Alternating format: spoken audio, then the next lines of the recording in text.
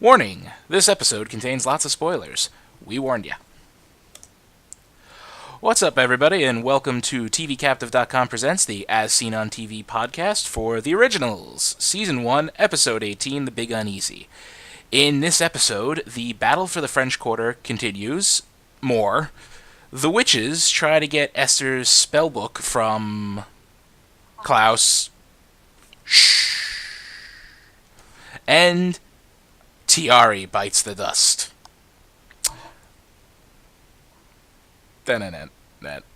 Okay, I went there. I'm your host, Mike, and joining me is the lovely Omikins.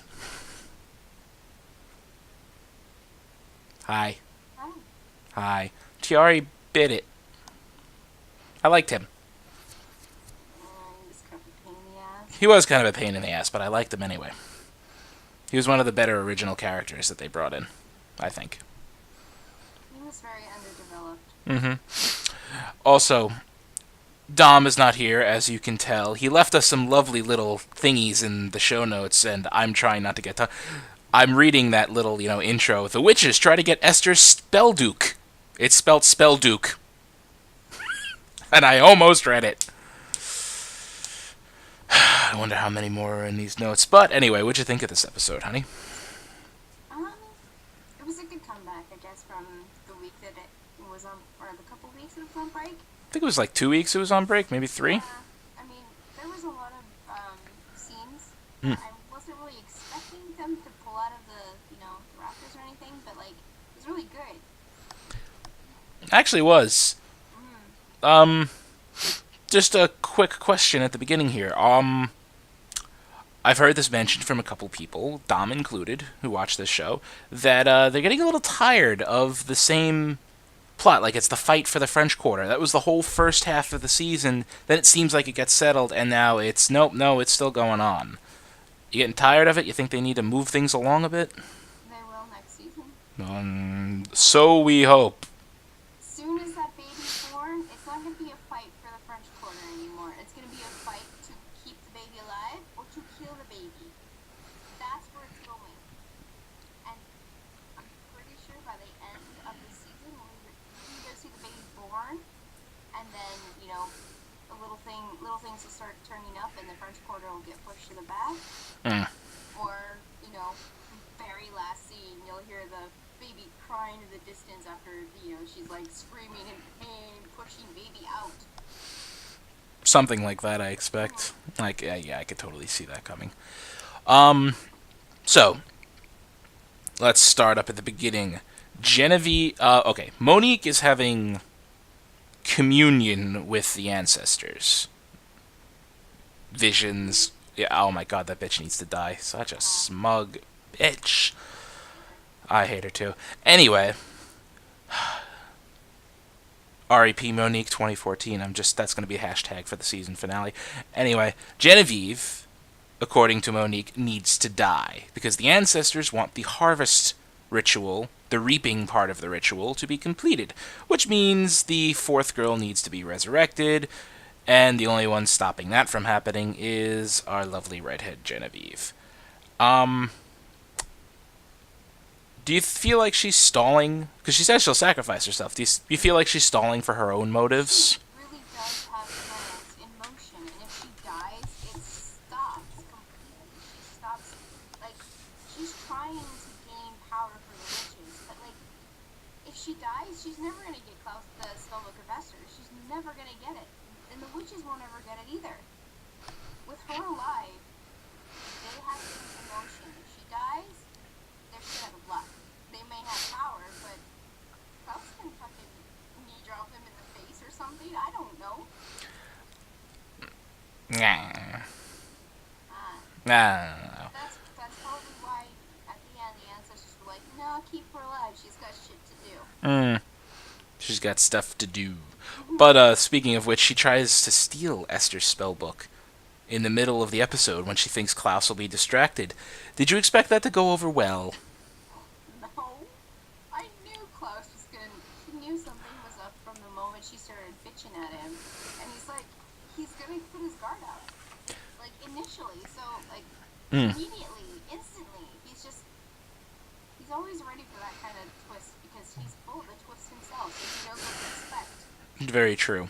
See, I was expecting Klaus to be at the party. I was expecting Elijah to catch him. I don't know why, but I was just expecting that. Yeah, Elijah, even though he's got a lot on his plate right now. Mm-hmm. I was just expecting him to come in cool as a cucumber and be like, "And what, pray tell, are you doing with my mother's spell book?" With an upward inflection. And no, I think he would ask that, and then he'd be like, "Why is it just sitting on the table?" That too. Klaus, what the hell are you doing? Okay, if it was, I mean, obviously Klaus put it there as a trap. I wasn't expecting that part, but finds it, delivers the guy's hands to Genevieve. That was pretty awesome, I think. Yes, but it messed up the whole, Yeah, it did. A lot of so much for that whole peace treaty. I mean, we had peace for what 30 minutes of the episode. Like it lasted a very short time. It wasn't because of Klaus and Genevieve, though. True. Still, technically, I mean, Genevieve was still technically in her peace treaty because Elijah's the one who was pushing that forward. Klaus is just some asshole that, she just happened to sleep with, and they, mutually kind of said F off. Yeah, pretty much. But it wasn't Genevieve and Klaus that drew the peace treaty. It was the actions of Marcel, who's supposed to be gone. Yeah. More on that later. So we realize that we get more of the whole Klaus teaming up with the werewolves, Oliver and Jackson. They are in the know. Now, I mean, Haley is in the know now. She gets it out of them. Oh, yeah. And, Jackson agrees, like, she deserves to know. Oliver's a dick. I don't like him. I did like him when they introduced him. Not anymore.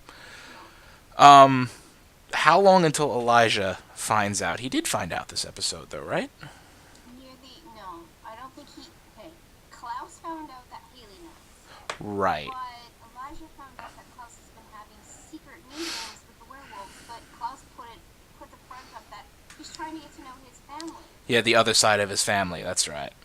Elijah didn't find out that Klaus made a deal with the Crescent werewolves that he's going to make them hybrids so they have more power. Elijah's still in the dark about that. Yes, very true. It's interesting. Who did he wind up giving? He gave that ring to Davina at the end. Klaus gave a ring. Oh yeah, it wasn't his family ring. That's right. It was just A ring. And the spell to make make a daylight ring. That was That's what he gave to Davina, and that trumped all the other presents that all the other girls got. well, because now Davina can give it to Josh. Yes, and she can. I mean, it's not a well-known spell. I mean, the only Apparently way not. to get it is from Esther's spellbook, and you kind of need. It's really a difficult spell. You need certain ingredients, and you have to know it. And the only way to know it is you can't really remember it. I don't know. I mean, every other time the spellbook has been involved some way or some form, Mm-hmm. and they've been reading from the spellbook to get the daylight rings active. So now Davina has the spell. She's got to be happy-go-lucky because she's the only one that can do it now. Yeah, in her coven. Yeah, Yeah. that'll give her. Yeah, that'll actually probably bump her up in the ranking, make her more valuable for the werewolves because I'm not the werewolf. What the hell am I doing? More valuable for the vampires because maybe they can curry her favor and get a nice little shiny ringy. Prevent them. Yeah, I mean, as soon as the Night Walkers find out that she's capable of making daylight rings, they're gonna try to be buddy-buddy with her. Plus she's not really on the coven side. I mean, she's, participating in their events and, trying to,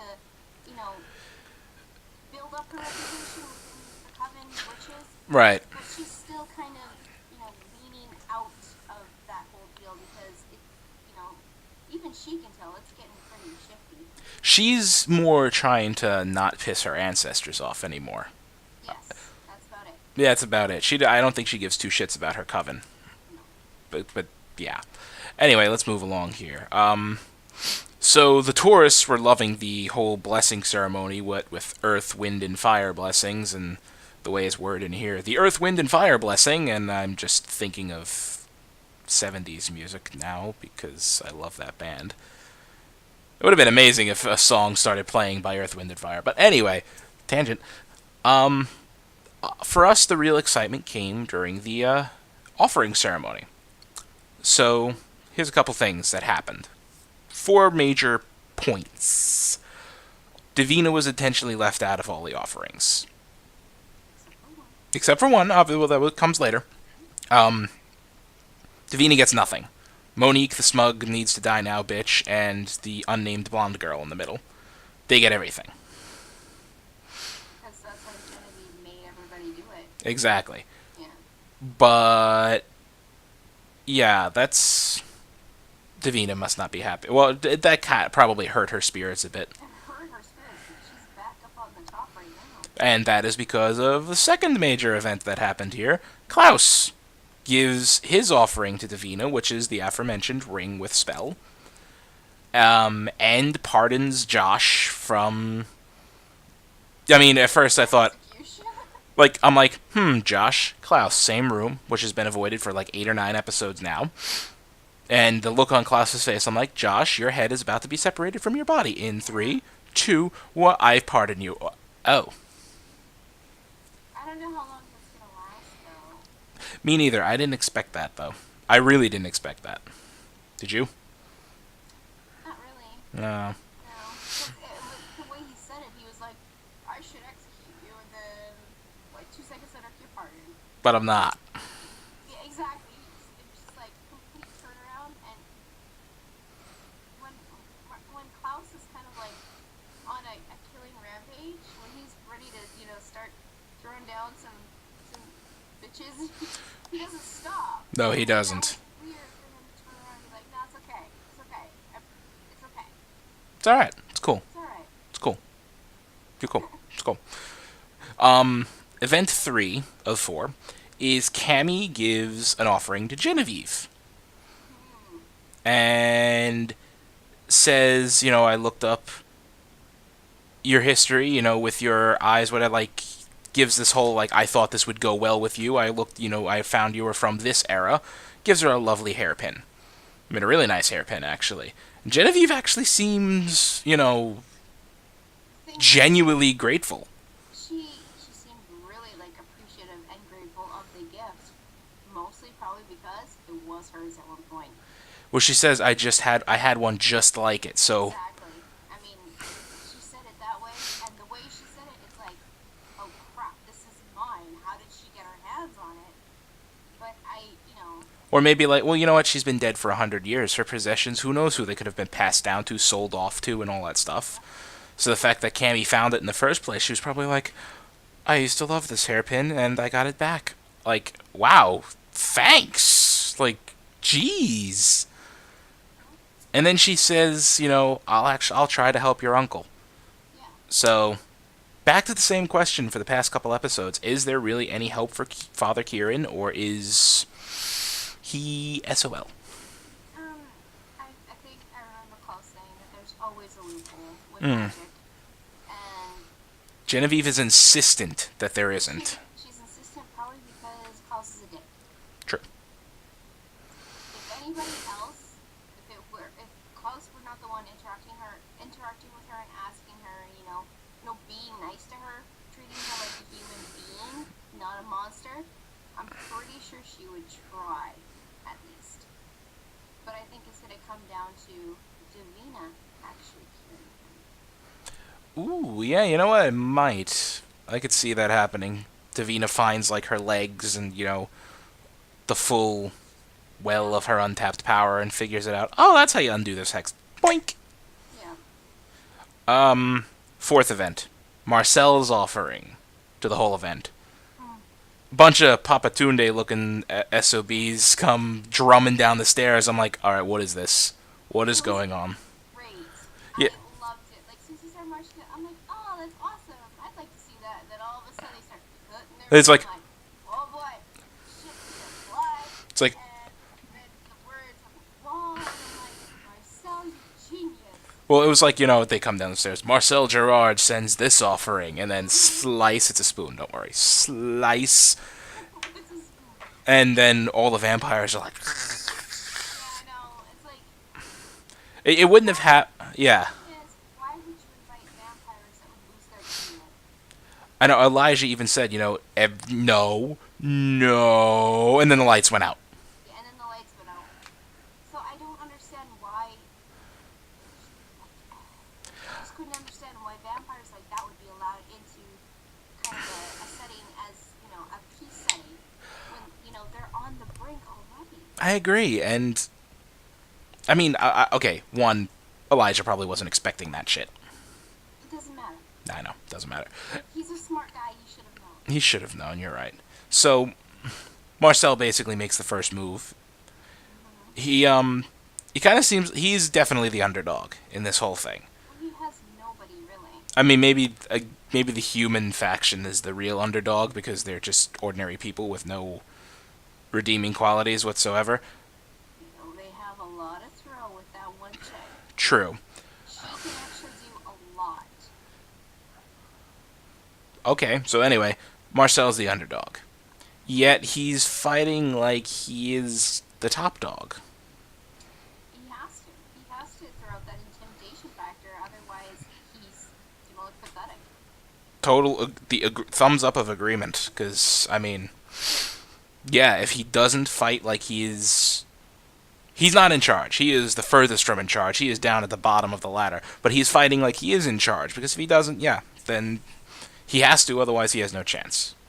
Exactly. If he didn't fight like that and go into that party the way he did, he didn't go there himself, but he did send his message to that party and make it so dramatic and gory and bloody and just scary, that other, rogue vampire group would have never joined him. Right. That's what he gets done. And on that note, after this whole thing, Elijah tracks down Marcel. Basically, kind of like you really think you can hide from me in this city? Grabs him, he's about to kill him, he's got his hand in his chest and everything. And then Tiari comes to save him and, just runs into his outstretched hand. Tiari was already there and Elijah just turned around and... Yeah, he just turned. He didn't even turn around. He just kept his eyes gazed on Marcel. He just put his arm up no. Yeah. So as he says, this will be a punishment for your transgression, and he kills Tiari. And then, kind of rubs it in Marcel's face. And then says, you just always remember you live and die by my will. And then, gone. I think killing Marcel, as far as the show goes, it would have stopped things. It would have completely stopped things. So, to keep the show going until the end of the season, they had to enrage Marcel. Exactly. See, realistically, I think Elijah should have probably just killed Marcel then and there. Yeah, he should have, but... He didn't. Anyway, fitting punishment? From... Marcel is a very caring person. He actually makes bonds, and one of his bonds was with Tiari. And that was his best friend right at that moment. Yep. Now you just pissed him off. Yeah. And wonder how that's gonna work out. Anyway, the next big thing is, Monique is confronting Genevieve, basically saying, alright, it has to happen, now. Starts muttering some mumbo-jumbo, brings Genevieve down to her knees. I'm thinking, if Genevieve is as powerful of a witch as she claims to be, this is a very bad idea, little Monique. But she was channeling the ancestors or whatever. And then she has a whole vision, and they say, no, spare her. She doesn't die yet. She dies. We want her to kill Klaus's unborn child first. Why? Well, there was that vision from Celeste. If it even was a vision. Yeah, yeah. I mean, at that point, she was Sabine, and she's probably just pissed off at Klaus and wanted to kill everything that he ever cares about. But I mean, say she had a vision, and Klaus's baby's gonna be the devil incarnate. Yeah, okay, you know, the ancestors want baby to die. But I mean, even if the baby is not, this is a born hybrid, not made. You can this baby's probably not gonna need doppelganger blood to make hybrids. No, it. Blood, here you go. Blood, here you go. Hybrid. You can make a whole new race. This baby, he, she, what the heck ever it's gonna be. But I mean, that's probably where the ancestors are drawing the line. Like, this baby is gonna cause a lot of problems for us. Yep. So it needs to be gone. Yep. So, is there anything else you'd like to talk about from this episode? No, and I kind of miss Rebecca. But I mean, Haley's kind of taking on the I'm in charge bitch kind of role right now. Yeah, I guess. She's not as crazy, and she's not like As impulsive. she's not as impulsive, and she doesn't have the one-liners like Rebecca did. But I mean, she's still kind of filling that role where she's taking charge and she's being forceful about it. Mm-hmm. Yeah, I agree. I think she blamed on being pregnant and having hormones at one point when she had what was his face? Oliver. Oliver up against the wood pole or whatever. But I mean, Last month of pregnancy is all hormones, so I'm gonna break your arm. That's, yeah. Well, alright, I guess that concludes what we have for this episode. Next week, Tuesday, episode 19 is called An Unblinking Death. And here's our little tidbit from it. Despite, wow, I am, boink, desperate to help Kieran, Camille insists on an unconventional treatment, but her good intentions lead Kieran to a violent episode. Okay, no idea. well, I mean, What's unconventional in, this universe, really? exactly. I mean, Could I bleed him with leeches or something? that doesn't sound unconventional. That sounds like something people actually did. Yeah, exactly. But as far as a violent episode goes, if Cammy is near him, it's gonna be violent anyways. I mean, he is hexed to kill people. To kill, I don't know, is it everything, or is it just humans? I don't know. I think he's just hexed to go on a killing rampage eventually. Well, there you go. I mean, he's always gonna have violent outbursts no matter what. So I don't know. I don't really see where this bit is going. Like, I always see him ending out in a violent episode anyways. Mm-hmm. If people are there interacting with him, he's gonna try and kill them, no matter what. Yep. Anyway, I don't know. Next bit. After Klaus and Elijah disagree... Shocking!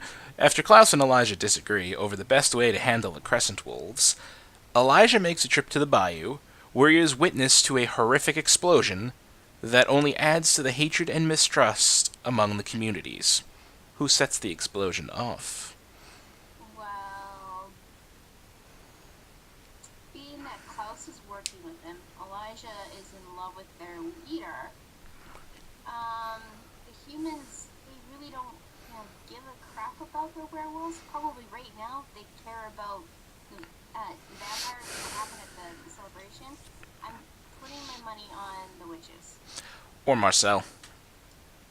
But, no, Marcel's not really focused on them right now. But, I mean, He- it's a possibility. He's trying to break the peace, so... This is true. But, I mean, Genevieve is too. She's been told that she has to kill Klaus's baby. She's probably going to the bayou to get Haley. Oh, right, she probably goes to blow up Haley. Exactly. Good idea.